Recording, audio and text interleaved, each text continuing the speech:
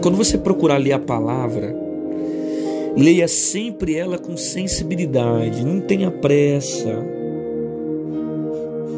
Eu já disse isso em outras lives, que às vezes eu fico em um versículo semanas e semanas meditando. Você não precisa ter pressa para entender o que está escrito.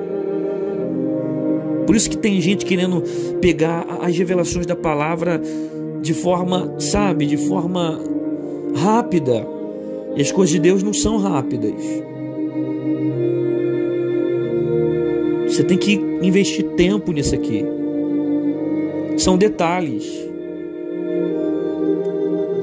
E ele despertando o vento, ele despertando, repreendeu o vento. E disse ao mar: cala-te, aquieta-te. Essas expressões aqui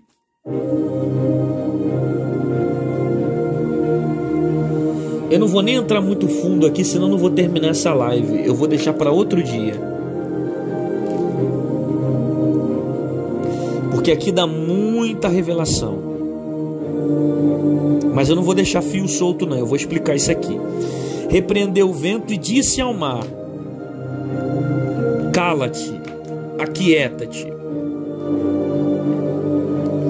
Jesus está dando uma ordem de comando. O nome disso aqui na batalha espiritual se chama ordem de comando. Cala-te, aquieta-te. Jesus está dando uma ordem para vento, e imediatamente após a ordem, o texto diz que o vento se aquietou.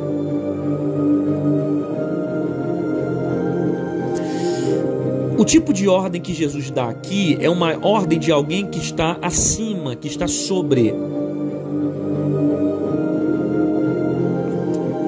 O que traz para nós o entendimento que Jesus está sobre o vento, Jesus está sobre as águas. Então a ordem que ele dá é de alguém que tem superioridade. Cala-te, aquieta-te.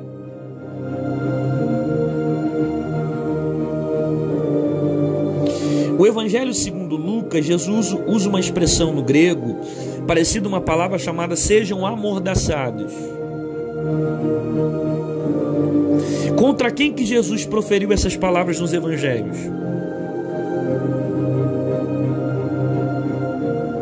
Jesus proferiu essas palavras contra quem?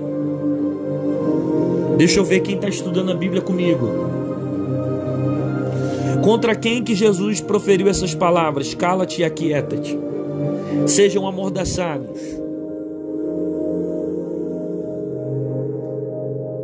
Contra quem que Jesus pronunciou essas palavras?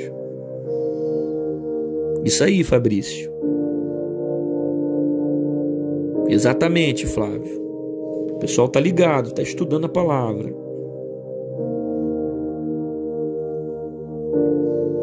Isso, Júlio. Exatamente, Jesus proferiu essas palavras contra principados, contra potestades, contra demônios.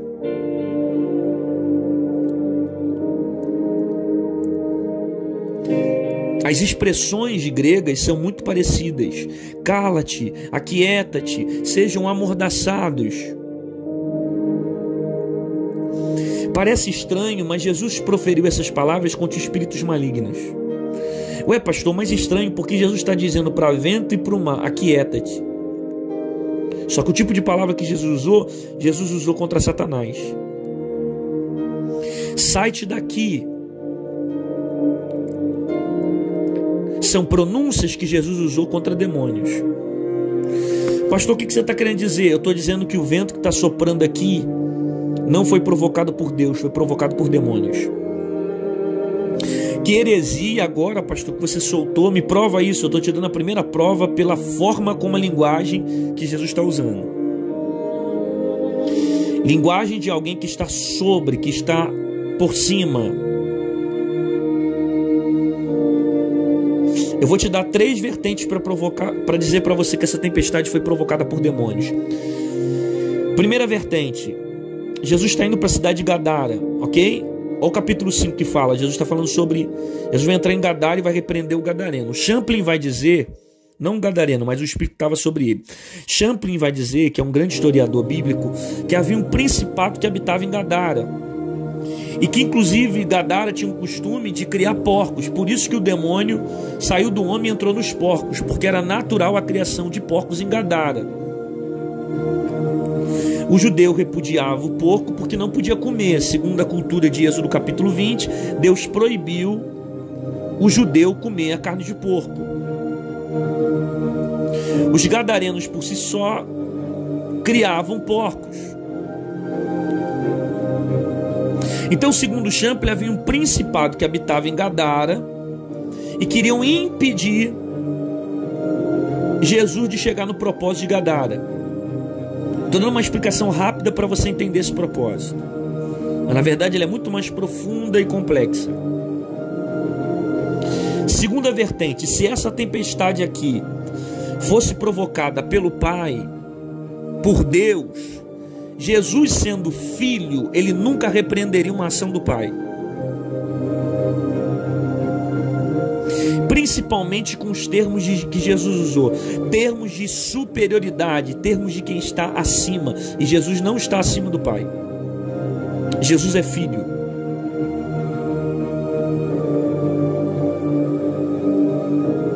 Jesus não está acima do Pai, mas está acima dos demônios.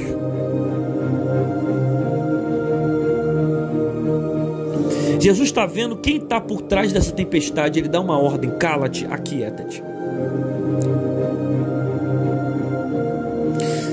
Recebe quem tem fé para receber.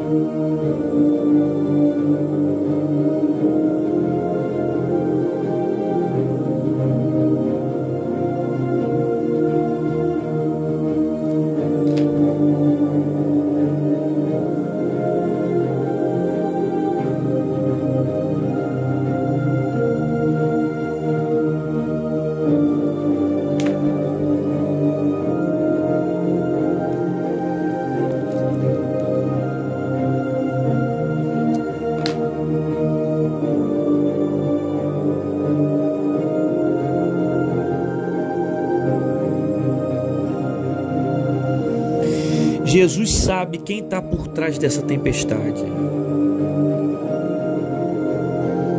E o vento que não é de Deus se acalma hoje. Jesus sabe quem está por trás dos ventos.